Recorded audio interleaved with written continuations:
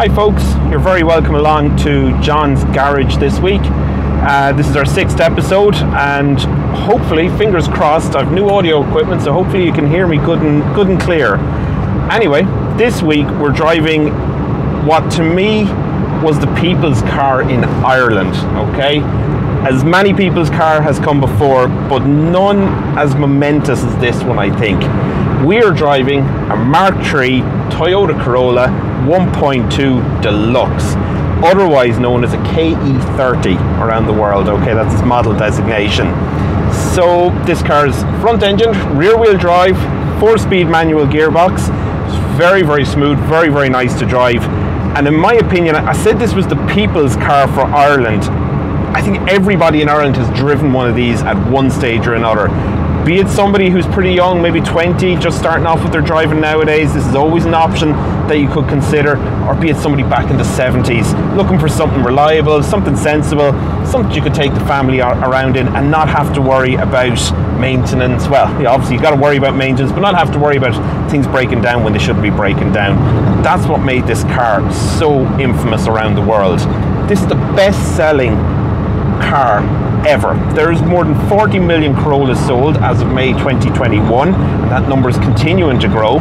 It's in its, what must be its 9th or 10th generation now at this stage.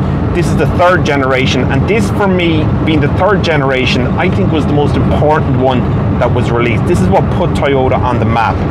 So this car was released just before the fuel crisis in 1974. Talk about being in the right place at the right time. It was economical, it was cheap to maintain, it was cheap to buy, it was spacious, it was small as well at the same time. It wasn't too big, but it was a good solid family car. God, back in the late 70s here in Ireland, you probably fit about 10 kids in there and make the church good and happy.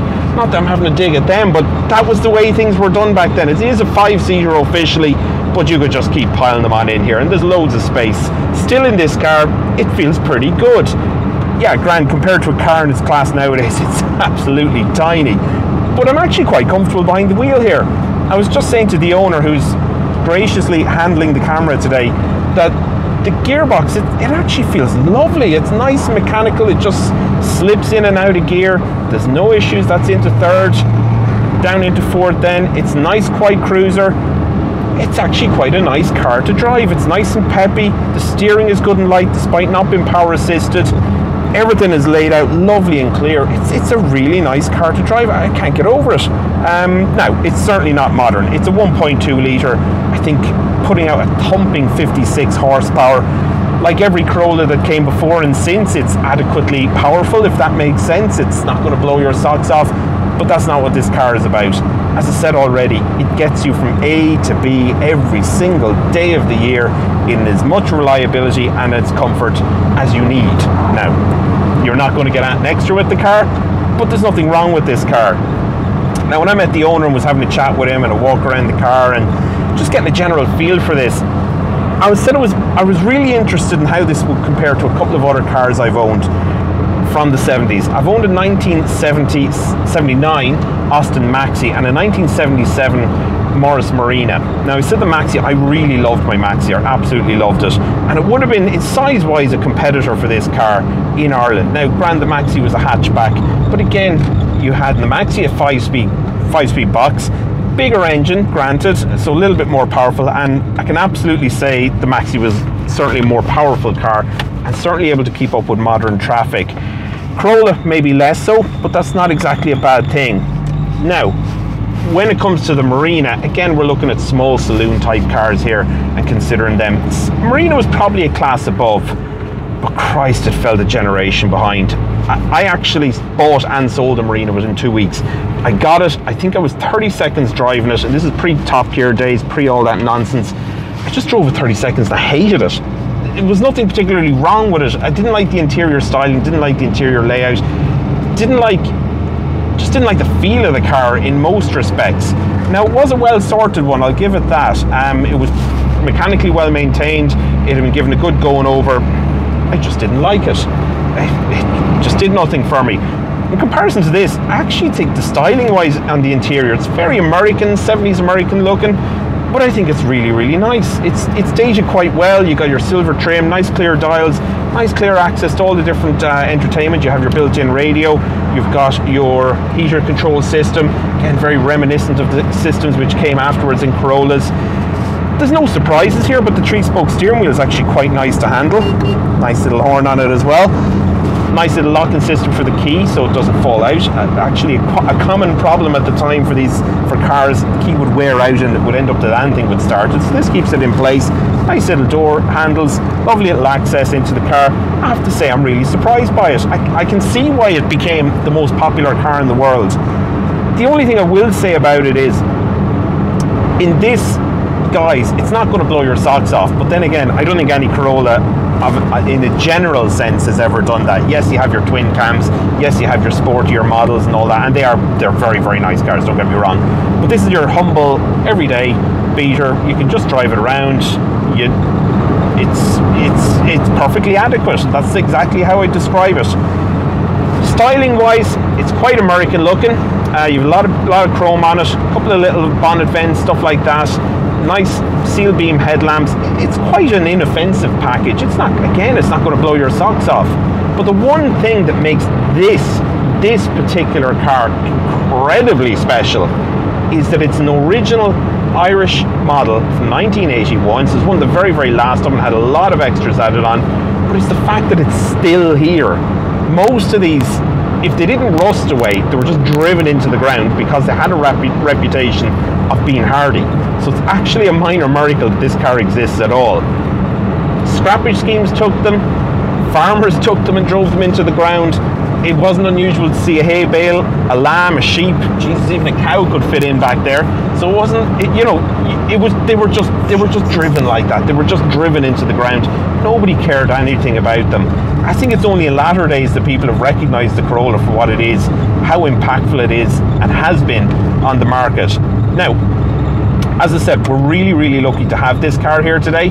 It's incredibly original.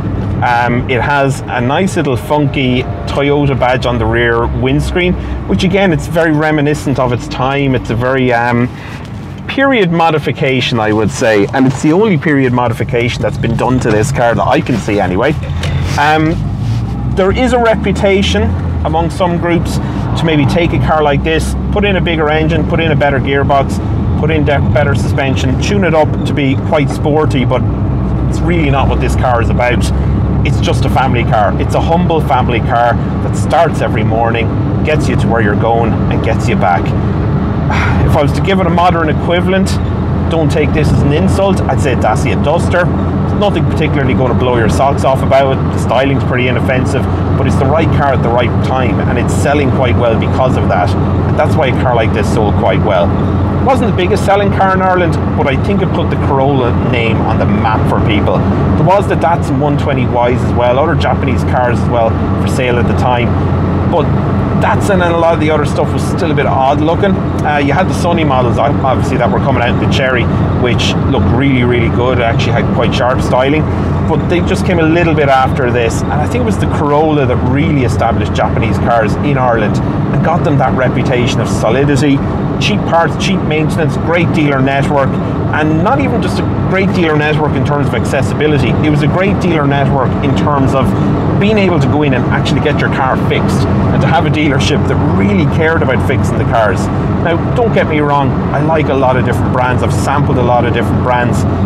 I get that there is great support out there now. I get that people have great memories of them, but I'm putting this back in when I was in the 70s. What was I looking for? And I know from my own father, he was a man who did a lot of mileage every year. He worked a sales rep job. Back in the 70s, 80s, could have been doing 40,000 miles a year. It was cars like this that he bought, because every single morning, without fail, they would start. More often than not, our neighbours, they might have had Mercs, they had a couple of Volvos and Jags. He gave them all lifts to work because none of their cars started on a frosty morning. His did. It started. And we're talking about Mark II Escorts as well, Renault 9s in latter years, and a lot of Corollas.